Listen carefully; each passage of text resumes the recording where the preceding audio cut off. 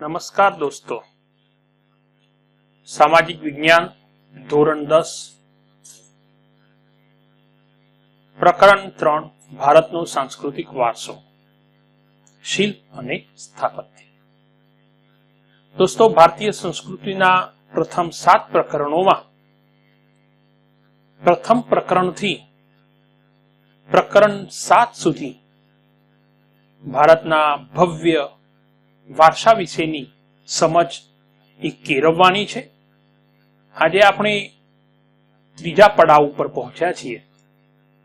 સૌપ્રથમ આપણે ભારતના ભવ્ય વારસા વિશેની માહિતી મેળવી હતી। પ્રકરણ 2 માં આપણે હસ્તકલા અને લલિત કળાઓ એના વિશેની સમજ કેળવી હતી। હવે આગળ ભારતનો એવો જ ભવ્ય વારસાનું એક બીજું સીમાચિહ્ન એટલે શિલ્પ અને સ્થાપત્ય। દોસ્તો, પ્રાચીન કાળથી ભારતનું શિલ્પ અને સ્થાપત્ય એ સમગ્ર દુનિયાની અંદર પ્રસિદ્ધ છે। ભારતનું પ્રાચીન સિંધુકાલીન નગર આયોજન એ સમકાલીન વિશ્વના નગર આયોજન કરતા ચડિયાતું હતું। એ વખતે આજથી 5000 વર્ષ પહેલા સમગ્ર દુનિયાની અંદર કહી શકાય કે સૌથી વધુ વિકસિત નગર આયોજન એ ભારતનું હતું। અને એ નગર આયોજન અંતર્ગત આપણે શિલ્પ અને સ્થાપત્ય બંને કળાઓ વિશેની વિસ્તૃત સમજ એ કેળવવાની છે। દોસ્તો, આ પ્રકરણમાં ભારતના અનેક મંદિરો, અનેક મસ્જિદો અને અનેક આપણા પુરાતત્વીય ઉત્ખનન કરેલા સ્થળો અને પ્રાચીન નગરો વિશેની ખૂબ જ ટૂંકમાં પણ વિસ્તૃત માહિતી એ આ પ્રકરણની અંદર આપવામાં આવી છે। તો આવો દોસ્તો, આપણે આજે ભારતના સાંસ્કૃતિક વારસાને સંદર્ભે શિલ્પ અને સ્થાપત્ય વિશેની સમજ કેળવીએ। સૌપ્રથમ તો આપણા મનની અંદર 2 શબ્દો એ આવે કે શિલ્પ અને સ્થાપત્ય। શિલ્પ એટલે શું? તો શિલ્પી પોતાના કૌશલ્ય અને આવડતને છીણી અને હથોડી વડે વિવિધ પ્રકારના મનના ભાવો પથ્થર, લાકડું કે ધાતુમાં કંડારે તે કલા એટલે શિલ્પકલા। ટૂંકમાં કહેવું તો કહી શકાય કે શિલ્પીના મનમાં ઉઠતા ભાવો અને કલ્પનાઓને છીણી અને હથોડી વડે પથ્થર, લાકડું કે ધાતુ પર કંડારવાની કળા એટલે શિલ્પકળા। એટલે કે જે વિવિધ પ્રકારની ધાતુની, લાકડાની, પથ્થરની મૂર્તિઓ ઘડવાની કળા। અને બીજો શબ્દ છે સ્થાપત્ય કળા। સ્થાપત્યનો સરળ અર્થ બાંધકામ થાય। સંસ્કૃત ભાષામાં સ્થાપત્ય માટે વાસ્તુ શબ્દ વપરાય છે। આપણે સૌ પોતાના મકાનની જ્યારે મકાન બાંધવાની શરૂઆત કરતા હોઈએ છીએ ત્યારે એ વાસ્તુ શાસ્ત્રીઓની મદદ લઈએ છીએ અને પછી વાસ્તુ પૂજન પણ કરાવીએ છીએ। તો આ વાસ્તુ શબ્દ એ સંસ્કૃત ભાષામાં સ્થાપત્ય માટે વપરાય છે। એ ખૂબ પ્રચલિત છે। આ અર્થમાં મકાનો, નગરો, કુવાઓ, કિલ્લાઓ, મિનારાઓ, મંદિરો, મસ્જિદો, મકબરાઓ વગેરે બાંધકામને સ્થાપત્ય કહેવામાં આવે છે। અને સ્થાપત્ય કલામાં સ્થપતિનું કૌશલ્ય એ પ્રયોજાય છે। એટલે કે જે સ્થાપત્ય કામ કરે છે એને સ્થપતિ કહેવામાં આવે છે। આ રીતે સ્થાપત્ય એટલે કે ભવનો બાંધવાની કળા, અને એને એકદમ સરળ રીતે સમજવું હોય તો રેતી, ઈંટો, સિમેન્ટ, ચૂનો વગેરે દ્વારા એ ભવનો બાંધવાની કળા એટલે સ્થાપત્ય કળા એવું કહી શકાય। હવે એ જ વસ્તુની આગળ આપણે જઈએ તો પ્રાચીન ભારતની વાત કરીએ છીએ આપણે, તો એમાં પ્રાચીન ભારતના નગર આયોજન વિશે એ સમજવું એ અત્યંત આવશ્યક છે. ભારત પ્રાચીન સમયથી નગર આયોજનમાં નિપુણતા ધરાવે છે. પુરાતત્વીય ઉત્ખનન કરતા આવા ઘણા નગરો મળી આવ્યા છે. ઉત્ખનન એટલે ખોદકામ. જમીનની અંદર ખોદકામ કરી અને અંદરથી નગરો મળે, અને આપણે તો સૌ એ આપણી પ્રાચીન નગરી આનર્ત નગરી વડનગરથી આપણે પ્રચલિત છીએ. આપણી ઉમતા નગરીનું પણ ઉત્ખનન કરવામાં આવેલું છે, તે ઇતિહાસથી આપણે સૌ વાકેફ છીએ. આ નગરોને મુખ્ય 3 વિભાગો પડે છે. જે આપણા પ્રાચીન નગરો છે એ પ્રાચીન નગરો મોટે ભાગે અનેક જગ્યાએ એ નગરોનું ખોદકામ થયેલું, જેમ કે લોથલ, જેમ કે ધોળાવીરા, જેમ કે હડપ્પા વગેરે. એનું મુખ્ય જે લક્ષણ છે એ લક્ષણ છે નગરોને 3 ભાગની અંદર વિભાજન કરવામાં આવે છે. એનો પહેલો ભાગ છે શાસક અધિકારીઓનો ગઢ, જેને આપણે સિટડલ કહીએ છીએ. શાસક અધિકારીઓનો ગઢ, જેને સિટડલ કહેવામાં આવે છે. નંબર 2, અન્ય અધિકારીઓના આવાસ ધરાવતું ઉપલું નગર. અને નંબર 3, સામાન્ય નગરજનોના આવાસ ધરાવતું નીચલું નગર. દોસ્તો, તસવીરની અંદર આપણે એ નગર આયોજનનું જે આ કલ્પના છે એને આઉટલાઈન દ્વારા સમજાવવાનો પ્રયાસ કર્યો છે. તો નગરની મધ્યમાં સૌથી ઊંચાઈ ઉપર એ શાસક અધિકારીઓનો ગઢ, એટલે કે રાજા મહારાજાઓ અને એના અંગત જે અધિકારીઓ છે એમને રહેવા માટેનું સ્થાન હતું. ત્યાર પછી એક સર્કલ હતું, અને એ સર્કલ પૂરું થાય એટલે બીજું એક નગર, જેને અન્ય અધિકારીઓના આવાસ ધરાવતું ઉપલું નગર કહેવામાં આવતું.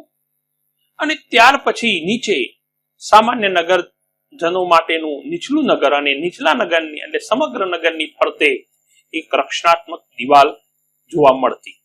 આ પ્રકારના નગર આયોજનો પ્રાચીન ભારતની અંદર જોવા મળે છે, અને આ તમામ બાબતો ખોદકામ દ્વારા આપણને પ્રાપ્ત થઈ છે. શાસક અધિકારીઓનો ગઢ જે ઊંચાઈ ઉપર બાંધવામાં આવેલો, ઉપલું નગર પણ રક્ષણાત્મક દિવાલોથી સુરક્ષિત છે. અહીંથી 2 થી 5 ઓરડાવાળા મકાનો આપણને પ્રાપ્ત થયા છે. અને નીચલા નગરમાં મકાનો મુખ્યત્વે હાથે ગળેલી ઈંટોના બનાવેલા હતા. સિંધુ ખીણની સંસ્કૃતિની પ્રજાએ સ્થાપત્ય ક્ષેત્રે તે સમયની બધી સંસ્કૃતિઓ કરતા સુંદર અને વ્યવસ્થિત એવા કેટલાક નગરો વિકસાવ્યા હતા. એ પૈકી હડપ્પા અને મોહેન્જો-દડો નામના નગરો એ મહત્વના હતા. આપણે સૌપ્રથમ મોહેન્જો-દડો ના નગરો વિશે જાણવાનો પ્રયત્ન કરીશું. પરીક્ષાની અંદર આની ટૂંકમાં પણ પૂછાય છે 2 અથવા 3 ગુણની. મોહેન્જો-દડો ઈસવીસન 1922 સર જ્હોન માર્શલ, નામ યાદ રાખજો. ઈસવીસન 1922 સર જ્હોન માર્શલ અને કર્નલ મેકેના માર્ગદર્શન નીચે રખાલદાસ બેનર્જી અને દયારામ સાહાની નામના ભારતીય પુરાતત્વવિદોને તસવીરની અંદર જોવા મળે છે કે રખાલદાસ બેનર્જી અને દયારામ સાહાની આ બંને મહત્વના ભારતીય પુરાતત્વવિદો જે સિંધ આજે પાકિસ્તાનમાં છે ના લારખાના જિલ્લામાં મોહેન્જો-દડો ખાતે ખોદકામ દરમિયાન વિશાળ એવી નગર સભ્યતાના અવશેષો આપણને પ્રાપ્ત થયા છે. મોહેન્જો-દડોનો અર્થ થાય છે મરેલાનો ટેકરો. આ જે મોહેન્જો-દડો નગર આપણને પ્રાપ્ત થયું, એની નગર રચના કેવી હતી?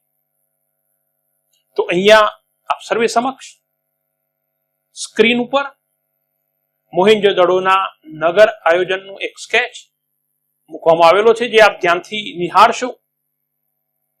આયોજનની દ્રષ્ટિએ આ નગરો શ્રેષ્ઠ હતા. મકાનો પૂર અને ભેજથી બચવા માટે ઊંચાઈ ઉપર એટલે કે ઊંચી પીઠિકા ઉપર બાંધવામાં આવતા. શ્રીમંતોના મકાનો 2 માળવાળા અને 5 કે 7 ઓરડાવાળા હતા અને સામાન્ય વર્ગના લોકોના મકાનો 1 માળના અને 2 કે 3 ઓરડાવાળા હતા. સમગ્ર નગરની ફરતે દિવાલની રચના કરવામાં આવી હતી. મકાનના દરવાજા એ જાહેર રસ્તા ઉપર ખુલવાને બદલે અંદરની ગલીની અંદર પડતા હતા. રસ્તા ઉપર મકાનોના દરવાજા નહોતા, પરંતુ મકાનોના દરવાજા પાછળની ગલીની અંદર હતા. એનું કારણ એ હોઈ શકે કે રસ્તાનો કચરો એ મકાનની અંદર ન જાય, એટલા માટે એ પ્રકારની વ્યવસ્થા હશે. અહીં દરેકના મકાનમાં કોઠાર, રસોડું અને સ્નાન ગૃહના અવશેષો મળ્યા છે. હવા ઉજાસ માટે બહારના બારીની વ્યવસ્થા પણ હતી. એવી જ રીતે આ નગરના રસ્તાઓ, આ નગર રચનાનું વિશિષ્ટ લક્ષણ અહીં આવેલા રસ્તાઓ છે. મોટે ભાગે 9.75 મીટર પહોળા રસ્તાઓ હતા. 9.75 મીટર. આજે પણ આટલા પહોળા રસ્તાઓ મકાનની 2 હાળો વચ્ચે જોવા મળતા નથી. અને એ સમયે મોહેન્જો-દડોના નગરાયોજનોના જે રસ્તાઓ છે એ 9.75 મીટર પહોળા હતા. નાના મોટા રસ્તાઓ કાટખૂણે મળતા હતા અને 1 થી વધુ વાહનો પસાર થઈ જાય એટલા પહોળા હતા.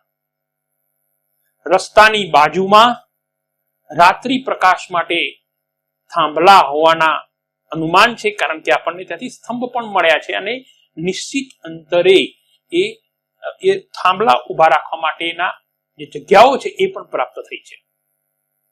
નગરના સીધા પહોળા રાજમાર્ગ હતા. તે ક્યાંય વળાંક લેતા નહીં, સીધા જતા અને દરેક રસ્તાઓ કાટખૂણે મળતા હતા. આ પ્રાચીન સમયની વિશિષ્ટતા ગણાય. સમગ્ર નગરના 2 મુખ્ય રાજમાર્ગો હતા.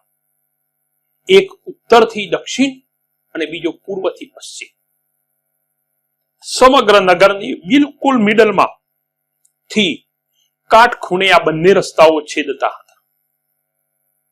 આ રીતે એ રસ્તાઓનું આયોજન એ જોયા પછી આપણા પૂર્વજો પ્રત્યે માન ઉપજ્યા વગર રહેતું નથી. નંબર 3, ગટર યોજના. આ નગરની રચનાનું વિશિષ્ટ લક્ષણ એની ગટર યોજના છે. આવી ગટર યોજના સમકાલીન સભ્યતાઓમાં ભૂમધ્ય સમુદ્રના ક્રીટ ટાપુ સિવાય બીજે ક્યાંય જોવા મળતી નથી. મોહેન્જો-દડોના નગર આયોજનો અને બીજી કઈ જગ્યાએ ભૂમધ્ય સમુદ્રની અંદર આવેલા ક્રીટ ટાપુમાં આ પ્રકારની એ ગટર વ્યવસ્થા એ નજરે આવે છે. નગરમાંથી ગંદા પાણીના નિકાલ માટે ગટર બનાવવામાં આવી હતી. દરેક મકાનમાં એક ખાડ કૂવો હતો.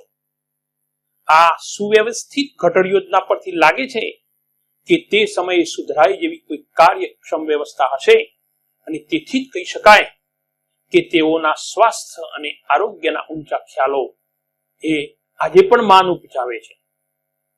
એવી જ રીતે જાહેર સ્નાનાગાર દરેકના મકાનમાં તો હતા જ, પરંતુ નગરનું સાર્વજનિક સ્નાનાગાર, જે કોઈ પ્રસંગે સ્નાન કરવાનું થાય ત્યારે મોટે ભાગે પ્રાચીન સમયની અંદર, મૃત્યુના સમયની અંદર એ ગામની બહાર એ સ્નાન કરવામાં આવતું. તેના માટે જાહેર સ્નાનાગારની રચના પણ અહીંયા જોવા મળે છે. સ્નાન કુંડમાં સ્વચ્છ પાણી દાખલ કરવા માટે અને ગંદુ પાણી બહાર કાઢવા માટેની વ્યવસ્થા હતી. ગરમ પાણીની અને વસ્ત્રો બદલવા માટેની ઓરડીઓ પણ ત્યાંથી પ્રાપ્ત થઈ છે. ધાર્મિક પ્રસંગે અહીંના લોકો આ સ્નાનાગારોનો ઉપયોગ કરતા હશે. નંબર 5, જાહેર મકાનો. દોસ્તો, વ્યક્તિગત મકાનો એટલે કે પર્સનલ આપણા મકાનો અને જાહેર મકાનો એટલે આજે પણ આપણે જાહેર મકાનો જેમ કે દૂધની ડેરી, બેંક, સ્કૂલ, પંચાયત વગેરે આ જાહેર મકાનો છે. તો મોહેન્જો-દડોમાંથી જાહેર ઉપયોગી એવા 2 મકાનો આપણને પ્રાપ્ત થયા છે. તેનો ઉપયોગ સભાખંડ કે મનોરંજન ખંડ, વહીવટખંડ કે રાજ્યના કોઠાર ખંડ તરીકે થતો હશે. મકાનોની એક હરોળ અહીંથી મળી આવી છે. જેનો ઉપયોગ એ સમયે સૈનિકો રહેવા માટે કરતા હશે, એટલે કે સૈનિકોની બેરેક હશે. તો આ ચર્ચા એ મોહેંજો-દડોના નગર આયોજનો વિશેની આપણે કરી. અને હવે હડપ્પા એવું જ એક બીજું નગર જે હડપ્પા તરીકે ઓળખાય છે, આ પણ આપણી સિંધુ ખીણની સંસ્કૃતિના અવશેષો છે. એના વિશે ચલો આપણે સમજીએ. સ્ક્રીન ઉપર હડપ્પા નગરનું એક કાલ્પનિક ચિત્ર એ મૂકવામાં આવેલું છે. એના આધારે આપણે હડપ્પા નગરના આયોજન વિશેની સમજ એ કેળવી શકીએ. સર જ્હોન માર્શલ અને કર્નલ મેકેના વડપણ નીચે ઈસવીસન 1921માં દયારામ સહાનીએ પંજાબમાં મોન્ટેગોમરી જિલ્લામાં આવેલા હડપ્પા પાસેથી, ફરીથી બોલું છું, સર જ્હોન માર્શલ અને કર્નલ મેકેના વડપણ નીચે ઈસવીસન 1921માં દયારામ સહાનીએ પંજાબમાં મોન્ટેગોમરી જિલ્લામાં આવેલા હડપ્પા પાસેથી ભારતીય સભ્યતાના અતિ પ્રાચીન અવશેષોની શોધ કરી. હિમાલય પ્રદેશમાં રોપર, ઉત્તર પ્રદેશમાં મેરઠ જિલ્લામાં આલમગીરપુર, રાજસ્થાનમાં કાલીબંગાન, ગુજરાતમાં ધોળકા તાલુકામાં લોથલ, કચ્છમાં દેશરપુર, શિકારપુર, ધોળાવીરા અને સૌરાષ્ટ્રમાં લીમડી પાસે રંગપુર, ગોંડલ પાસે શ્રીનાથગઢ જે રોજડી તરીકે પણ પ્રસિદ્ધ છે, મોરબી પાસે કુંતાસી અને સોમનાથ, અહીંથી આપણને સિંધુ સંસ્કૃતિના પ્રાચીન અવશેષો વિશાળ પ્રમાણમાં પ્રાપ્ત થયા છે. સપ્ત સિંધુ નદીઓનો પ્રદેશ એ આપણા દેશની સંસ્કૃતિનો પ્રદેશ છે. આ પ્રદેશમાં જે સંસ્કૃતિ ખીલી હતી તેને સિંધુ ખીણની સંસ્કૃતિ કહેવાય છે. સૌ પ્રથમ આ સંસ્કૃતિના અવશેષો હડપ્પા સ્થળેથી મળી આવેલા, તેથી તેને હડપ્પીય સંસ્કૃતિ કહેવામાં આવે છે.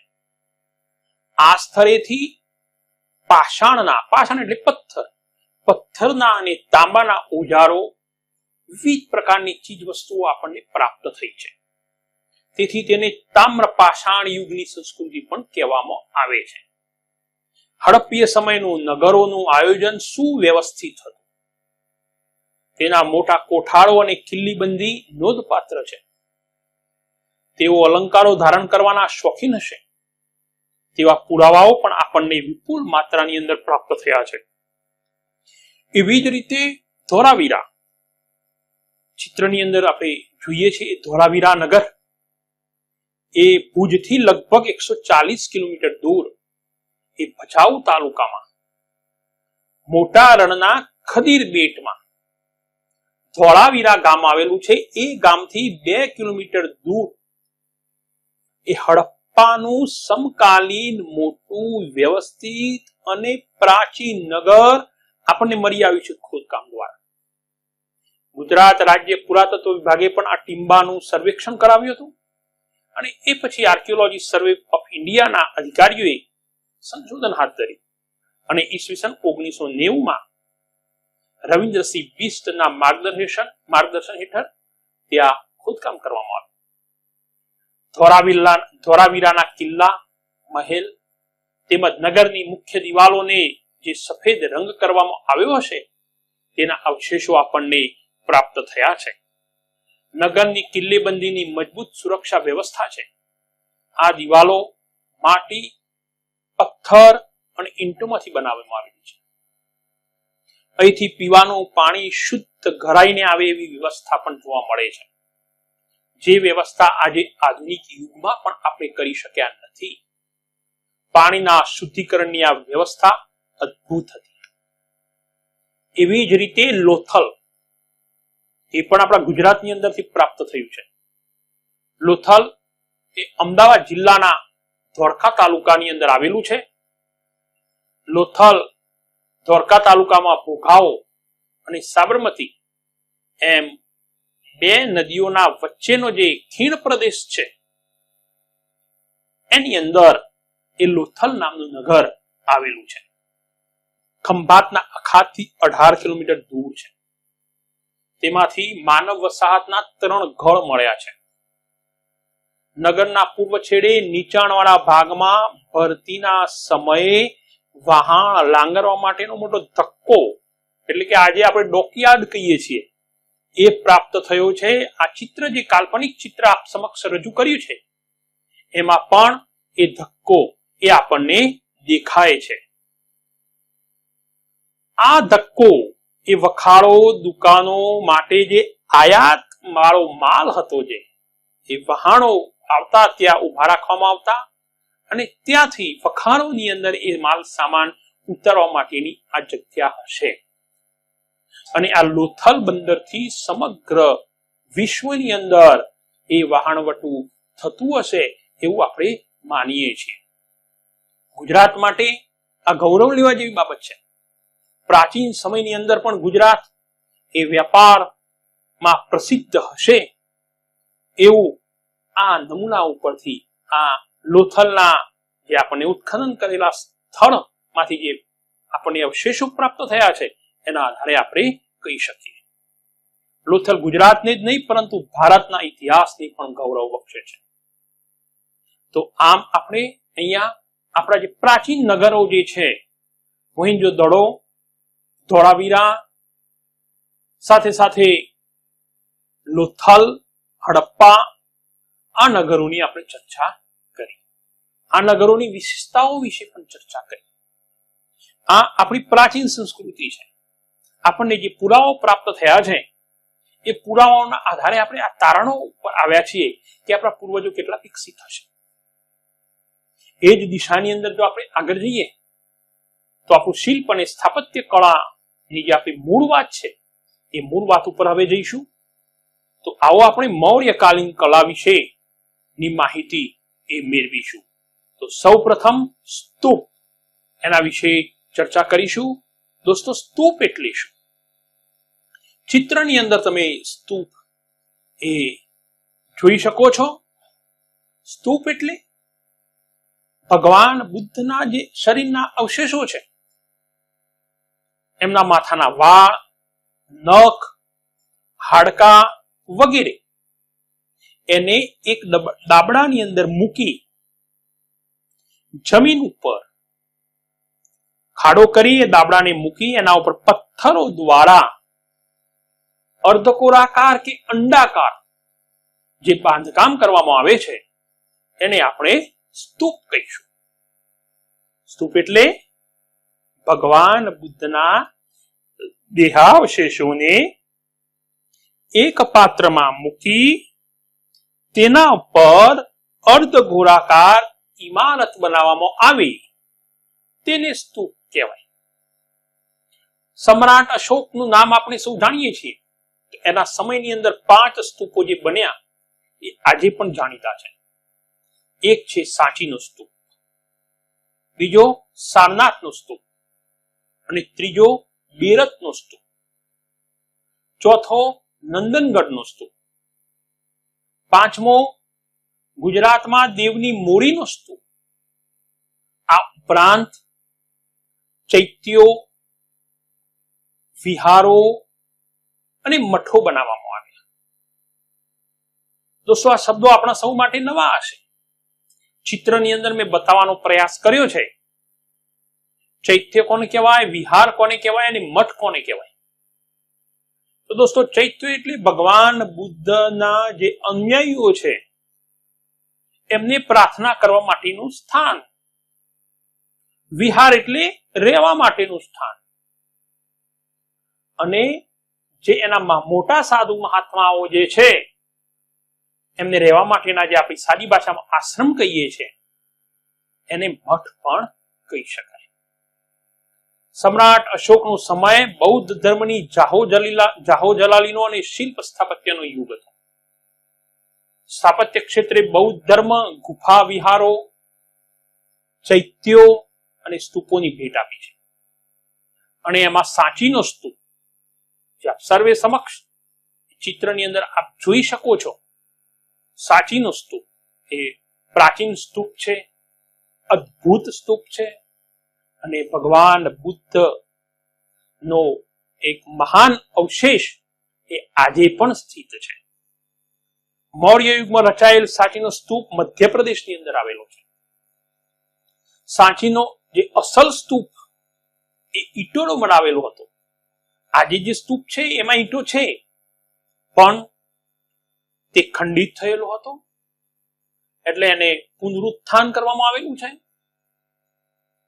પરંતુ જે મૂળ અસલ સ્તૂપ હતો એ ઈંટોનો હતો. તે હાલના સ્તૂપ કરતા કદમાં અડધો જ હતો. આ બૌદ્ધ સ્તૂપ એ સ્થાપત્ય કલાનો અમૂલ્ય નમૂનો છે.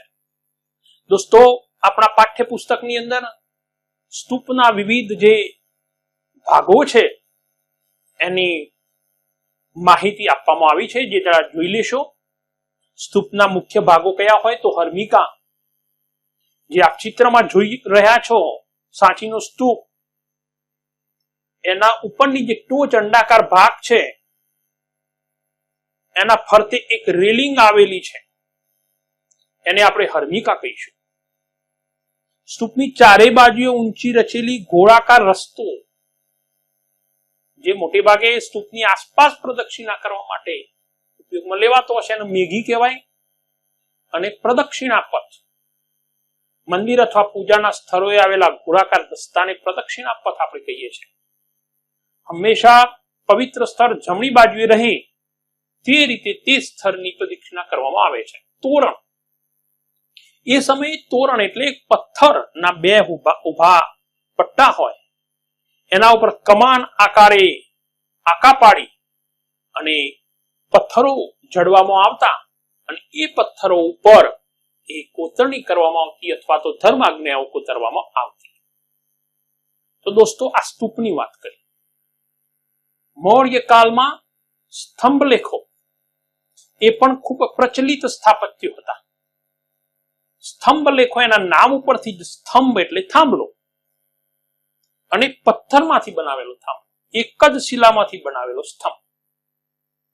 સમ્રાટ અશોકના ધર્માજ્ઞાઓ કોતરેલા સ્તંભલેખો.